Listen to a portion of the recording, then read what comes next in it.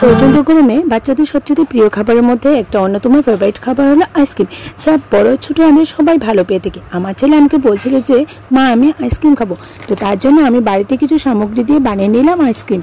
আর তা খেতে পুরোপুরি বাইরের আইসক্রিমের মতোই টেস্ট আসছিল, এক কথায় দারুণ।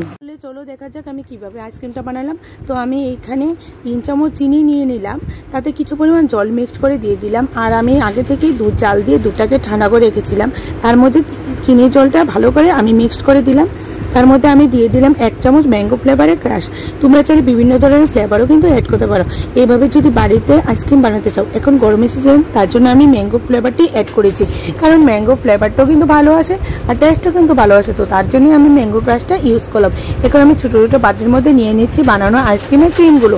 তো তোমরা চাইলে পাইনাপেল ক্রাশও ইউজ করতে পারো, স্ট্রবেরি ক্রাশও ইউজ করতে পারো।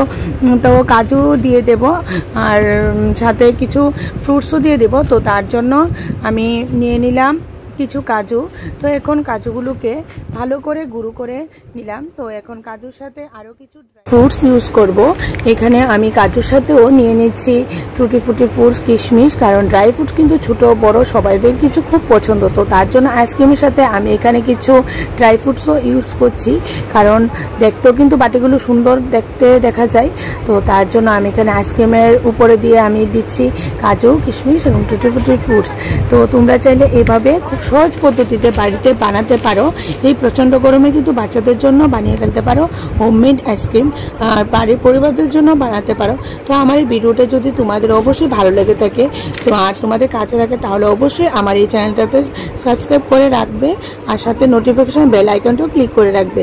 তাহলে কিন্তু আমার নতুন নতুন সমস্ত ভিডিওগুলো তোমাদের আশা করি তোমাদের কাজে লাগবে, আর আমার সেই সমস্ত ভিডিওগুলো তোমরা সবার আগে পেয়ে যাবে।